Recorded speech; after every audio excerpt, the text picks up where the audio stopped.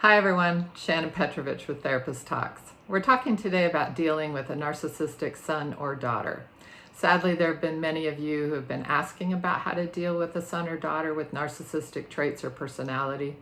And this is a really sad and painful reality for a parent.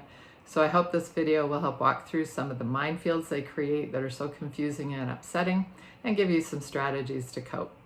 Also, please take a look at my new book on Amazon. It's called Out of the Fog into the Clear, Journaling to Help You Heal from Toxic Relationships. It is available on Kindle and Amazon.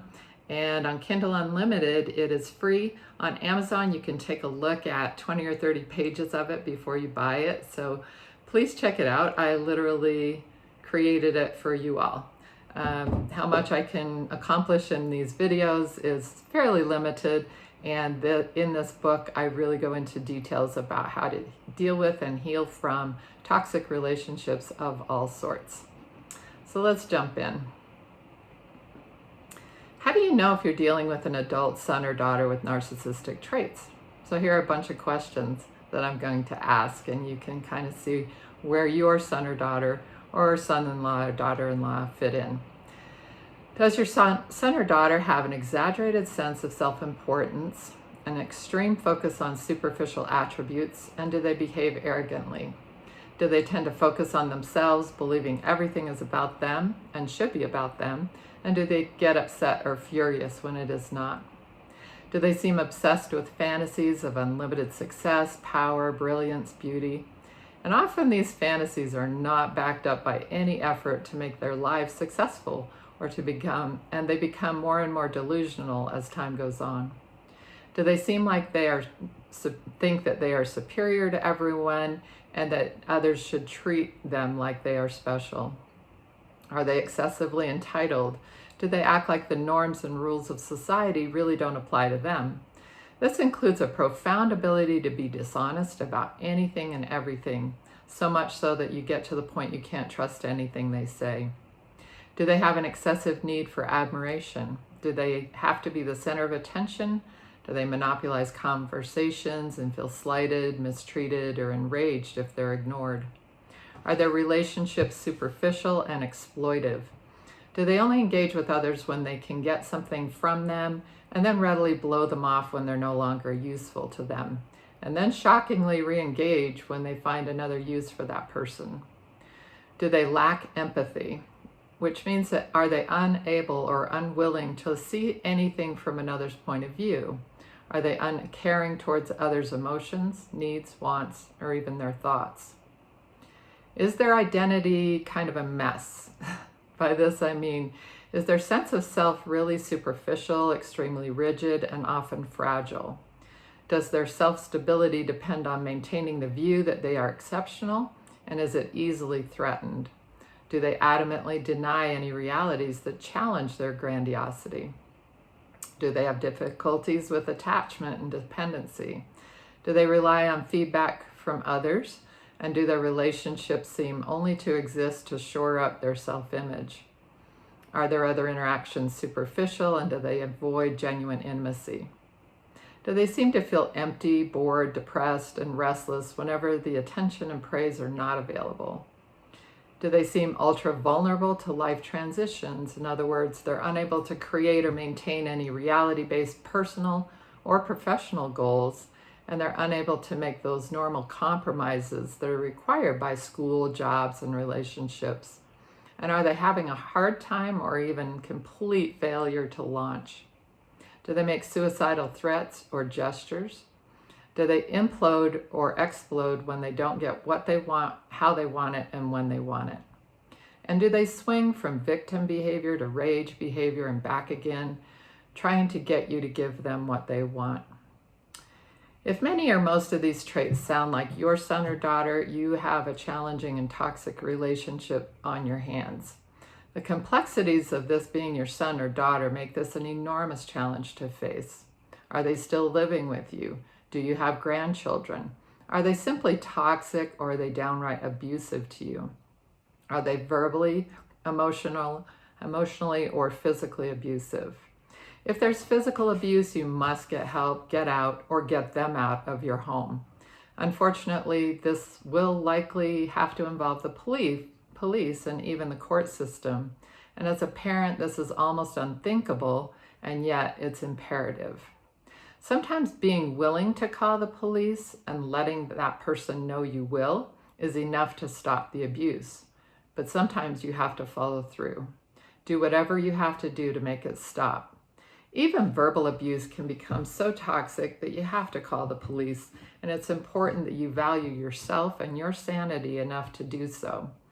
And that you let them know they're not welcome in your life if they're going to treat you this way. Again, setting firm boundaries can often stop this cycle of verbal abuse. A lot of times an adult child with narcissistic traits is modeling after your ex and victimizing you the same way your ex did. Unfortunately, they saw this dynamic in their early years, and on some unconscious level, they believe it is acceptable. It's crucial that you let them know it's not. If there are grandchildren involved, you may need to involve the courts to protect the kids. I can't get into any of that here, but please seek help. Kids should not grow up in that toxicity. I did a video a while back on being the child of a narcissist and the utter confusion and degradation that causes a child. It's really awful. So please get whatever help is needed to protect the kids. So dealing with this son or daughter starts with those bottom lines and other boundaries, but in many ways you have to decide what those bottom lines and boundaries are. Someone asked recently, when do you know when you've hit bottom? The answer from the 12-step community is whenever you quit digging. That means that you decide when enough is enough. There is no magic bottom line or hitting bottom, because there's always a deeper depth a narcissist will take you. When you stop digging and you set boundaries and stick to them, then you've established that this was it, and then the situation will get better. People often argue that boundaries don't work. Well, yes, they do. They work to either correct the behavior or to give you the information you need to know that this relationship is not salvageable. Either way, they worked. First, you have to stop being super mom or super dad. You have to be willing to let go of the idea that you want to be their best friend. And you even have to know in your heart that you're unwilling to be in relationship with them if they're going to continue to be abusive. You have to stop placating, peacekeeping, and people-pleasing, all the P's, all of which constantly undermine your efforts of setting boundaries. These are hard habits to break, so be patient with yourself.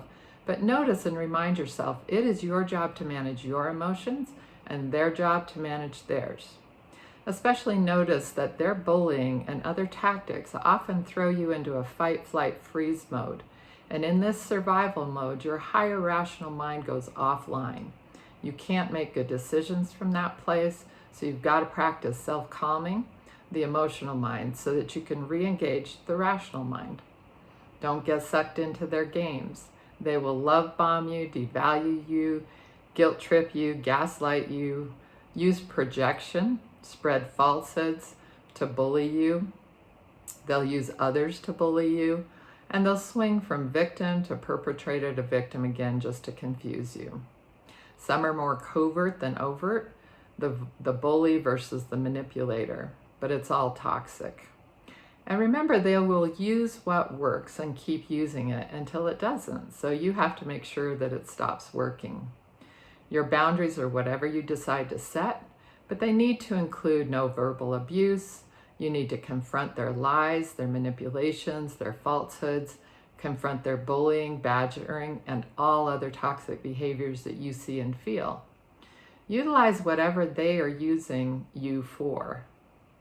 Is it money or a place to live? Whatever they still rely on you to provide, you need to hold back when they're not treating you with the respect you deserve. There's an old book called Get Out of My Life, but first can you take me to the mall? Sadly, when we step back and realize how much we are still doing for this person who treats us so poorly, we can see we are enabling, and we have to stop that. So emotionally stepping back by being willing to set boundaries, setting those boundaries, and then next, watching the outcome. The outcome may be that they escalate and you end up having to call the police. They may become so enraged or upset that they're a danger to themselves or to you. Or the outcome might be that they briefly are enraged or in tears, and then they decide they're not willing to blow this relationship with you and they come around. This may involve a brief no contact, like hanging up the phone or leaving. This is sort of like a grown-up timeout. Resist the urge to call or text them. Let them come back around to you. If they do come back, great, give them another chance. If they're abusive again, set another boundary and another brief no contact, and again, watch what happens. Make these first no contacts brief so there is opportunity for reconciliation. But if the relationship is taxing you too much, make no contact longer. And maybe, ultimately, it's permanent. If there's extreme abuse, stealing, false accusations, or other things that endanger your emotional or physical health. Again, if you want more details, please check out my book. I'll be doing another live stream Q&A next weekend, so please join me and ask your questions. And take really good care of yourselves. I'll talk to you again soon.